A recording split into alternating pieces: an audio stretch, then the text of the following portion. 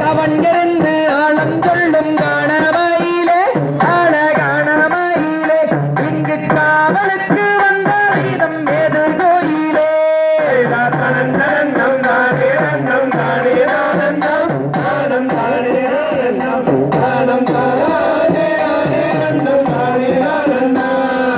கவன்கிருந்து ஆழம் சொல்லும் காணமையிலே காணமையிலே இங்கு காவலுக்கு வந்த வீதம் ஏது கோயிலே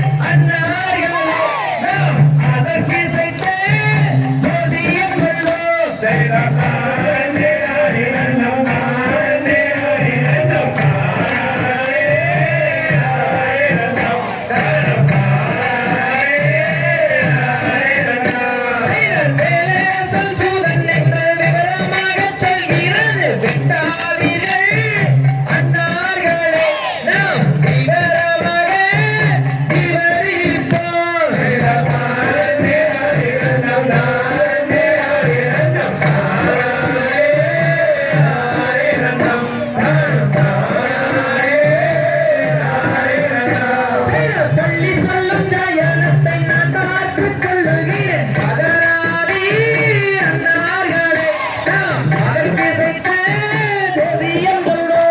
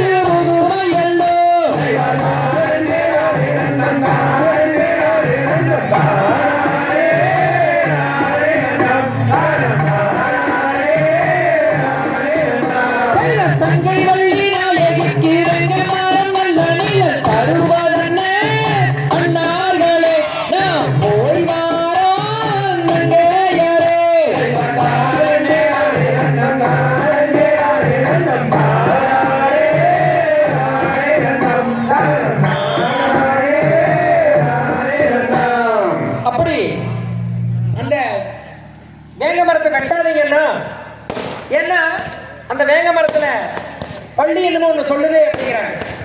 அப்படி பள்ளி என்ன சொல்லுச்சுன்னா வேளாசல் சூதன் என்று விவரமா சொல்லுது அப்படிங்கிறாங்க. இது ஒரு வேலனுடைய மரம், வெட்ட வேண்டாம்னு அந்த பள்ளி சொல்ல சரி அண்ணன்மார்கள் தனிமார்களும் சரி அப்படியே ஆகட்டும், தங்கை வள்ளி நாயகிக்கு வேங்க மரம் நல்ல நிழல் தரும், சரி நம்ம போய் வரேன்னு சொல்லி போயிட்டாங்க.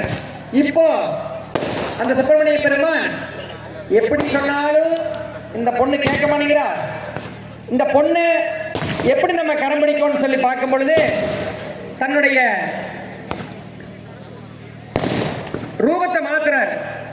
எப்படி மாத்துறாருன்னா ஒரு ஆசைகளை வெளிப்படுத்தி வந்திருந்த சுப்பிரமணிய பெருமான்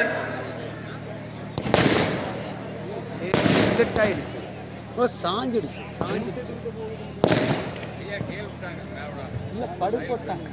தன்னுடைய எண்ணத்தை மாத்துறாரு. சரி இப்படி எல்லாம் போனா அந்த வள்ளியம் பெருமாட்டி மயங்க மாட்டான்னு சொல்லி போட்டு தன்னுடைய ரூபத்தை மாத்துறாரு. எப்படி மாத்துறாருன்னா வளையல் செட்டியாரா வர்றாரு. அது என்ன வளையல் செட்டியார்னு கேக்குறீங்களா? முன்காலத்துல எல்லாம் இப்ப இருக்கிற மாதிரி எந்த விதமான ஃபேன்சி ஸ்டோரோ இல்ல சந்தைகளோ இருக்காது. ஏன்னா வேடுகுல மக்கள் வந்து காட்டுல வசிக்கிற மக்கள். அப்ப அவங்களுக்கு வந்து வளையல் வாங்கணும் அப்படின்னா அந்த காலத்துல வளையல் செட்டியார்கள் வருவாங்களாம். அப்படி இந்த வள்ளியம் பெருமாட்டி இருக்கும் இடம் தேடி வளையல் செட்டியார் வேடமிட்டு சுப்பிரமணிய பெருமான் வர்றாரு. எப்படி வர்றாருன்னா